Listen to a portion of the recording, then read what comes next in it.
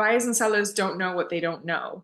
But because I do this all day long, I know what hiccups can come up. I know what issues I need to work around. Tell us about what can go wrong. Like what could happen. And I mean, I know there's a million things that can go wrong. I used to sell real estate, The property sold immediately. and Clients that's are, with another property on the market. and this worked out perfectly. Everything worked out great. And then I don't get a deposit. Oh my God. And we bought the other house on the island fully knowing that their place was firm and it was done. Friends, who does not love a good story, especially a good real estate story? And trust me, there are some that will take your breath away. And so I thought I will create this fun segment on this channel where I'm going to share my stories from when I used to sell real estate. I will also interview my amazing referral partners, realtors that I work with, and they will share their stories. And so today we're kicking it off with an interview with my beautiful friend Nuvola from Vancouver, Canada, who had helped actually clients of mine sell and buy a property, and something went really, really, really wrong when the property got sold. This could have been a mess, you guys. This is a story where you can see the value of an incredible agent, and you can also see what can go wrong when you're buying, selling real estate, you guys. Let me know in the comments below if you enjoy this type of content. And of course, if you want to work with Nuvola or any of my incredible referrals, send me an email at the email address provided in the description below, and I'll be happy to connect you with them. Now let's get into the story. Hi, Nuvola. Welcome. It's so good to Hi, have thank you. you for having me. Yay, I'm so excited. We're finally doing this. So happy to have you here and excited to share with our viewers stories, the real estate stories that everyone should know, especially when they're deciding to sell their home and buy a home. The other day, I saw a story that you shared. Sellers who were unsure about how they're going to navigate a sale of their home and a purchase of a home, and you came in, worked your magic, and within 6 weeks, they sold their home and bought a new one.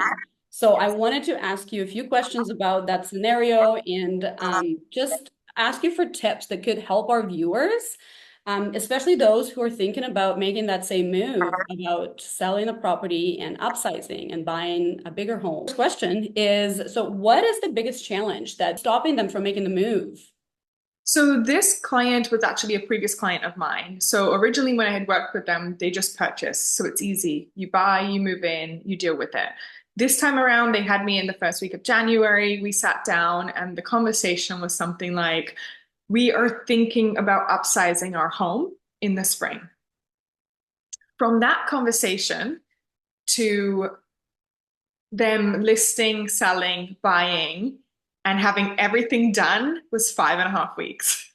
And I What? didn't back it, but they did because they were like, hey, 5.5 weeks ago, we had you in here to discuss possibly selling in the spring. And in 5.5 weeks, we bought, we sold, we found everything, we did a dream home. We managed to pull it off. And we listed and ended up in the middle of a snowstorm first weekend of open houses as well. So it was just funny because we were able to pull that off no problem. But I think the conversation started with how do we do this? So I love to always work backwards. Buying and selling is tricky because you have to line up dates. It's also tricky when you have babies and pets involved because we need to shuffle and pretend that they don't exist. And I think it's just a matter of having someone on your side that has the experience to be able to line up the dates and to be able to walk you through everything with confidence because buyers and sellers don't know what they don't know. But because I do this all day long, I know what hiccups can come up. I know what issues I need to work around. And I try and take away the stress. But also, if something comes up, I try and find a solution before I go to them with the problem. So tell us about what can go wrong. Like what could happen? And I mean, I know there's a million things that can go wrong. I used to sell real estate, but I know there was a few cases where you worked with some of the clients that I've referred to you, which by the way, she's done an amazing job for these people. And there was some tough situations. So why don't we use that as an example? That didn't happen with this particular couple, but one of the things that could go wrong when you're selling and buying. Yes, we had clients that were moving from the Fraser Valley to the island. We listed their place. We had everything prepped and ready to go. We were hosting open houses. We had them prepped with agents on the island. They were house hunting over there. I was doing my part here. So it's lots of moving pieces because it was a referral from you. I was dealing with their sale, but a different agent was dealing with their purchase. So that's a lot of agents and clients to keep happy. We did an excellent job. We listed. There was another unit in the complex that was on the market for about 60 days. It was very similar price point. We listed around the same price point. I think the difference was like $8,000. We ended up doing an open house both weekends. We ended up getting an accepted offer. The property sold immediately. And Clients that's were with another property on the market. I in the love same that. complex, in the same complex, and there was nothing wrong with the other property. It's Well, it just wasn't you selling it. That's what was wrong with it.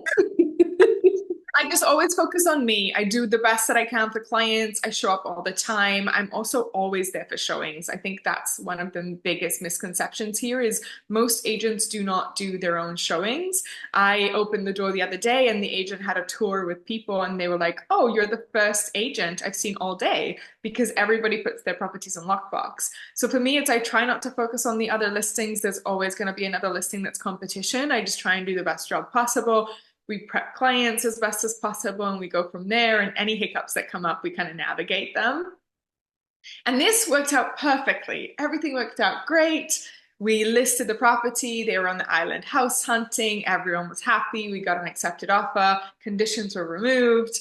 Everything was great. About to celebrate. Subject removal day comes along. They send subject removal in, which means that your home is officially sold and good to go and you can, put your feet up.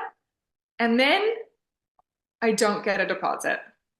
Oh my God, I totally forgot. I thought it was that they never even sent a subject removal. So, don't oh know. no, that is like so much worse. And in the Yeah. meantime, you guys are buying another house on the island. Yes. And we bought the other house on the island fully knowing that their place was firm and it was done. We were waiting for the deposit check to come in. And when you have a feeling inside, I felt it. I was like, something is tingling. This is not going to go well. I gave them the benefit of the doubt. I chased the agent all day long. Like, where's the deposit? Where's the deposit? It's coming, it's coming, it's coming. That's what I got all day. It's coming. Oh my God. Like 9, 10 p.m., I had no deposit. And technically, the client is sold firm. So we have done everything properly. Um, but without the deposit, the transaction doesn't go through. It means that the buyer's got cold feet and they don't want to go through with it anymore. It means that the home is officially sold, though. So those sellers can sue the buyers. But most importantly, it means that you need to resell your home in the process of figuring all of that out. So I was chasing this agent down for this deposit, didn't happen. She started ghosting me. She then first she said that her teammates were dealing with it. And I was like, okay. So I would call the teammates. Teammates actually picked up the phone and had no idea what I was talking about. So then they went back and forth. They all ghosted me. I couldn't get a hold of anyone. I was calling, texting, and all of this my clients don't know yet because I have nothing to report back. Like, I don't know what's going on. I'm trying to get some answers. Oh my God, that is great. That is a crazy story. Oh, Yes. So, long story short, we can't disclose too much of it, but they ended up just getting cold feet. And the agent, instead of calling me and being like, hey, I can't control my clients, we have an issue, let's deal with it, they just stopped responding. They did not talk to me. They did not acknowledge anything. They didn't give us a heads up. They just left me. They just ghosted me, that which is okay. This is absolutely crazy, you guys. And unfortunately, this happens so often, more times that we care to share, I guess. But this is where the difference between an incredible stellar agent like Nuvola and someone who's not really, well, doesn't know how to communicate properly. I mean, things happen, right? Like this wasn't their fault. It wasn't the agent's fault, and but we can't control our clients. So right. realistically, I think if that was my client, I would have phoned the agent immediately and been like, hey, this is not ideal, but I'm going to keep you informed every step of the way and kind of keep you updated so that we can navigate this together. But the ghosting part is hard because then they're just not giving you information, but then I don't have anything to pass along. So, anyways, we ended up understanding that that wasn't going to go through. So, before I called my client and told her that we needed to resell her place and, bring stress levels up, I called all of the agents that had come through that week and I managed to get us more showings for the day after. So I called her immediately and I just said, look, this is a situation. It's not ideal, but we have showings set up right away. We're going to have these people in tomorrow. Just like, I'm going to get you a new offer. I just, I needed a backup plan before I went to her with a problem. And so we did that. We got the other buyers in the day after. We ended up getting multiple offers within 24 hours and sold it for more money than what she did with the ghosted buyers. So the clients were Oh, happy, the dates lined up, everything was great. But I think the key to that is really if you're an agent and you're in that situation, figure out a solution before you go to the client with a problem.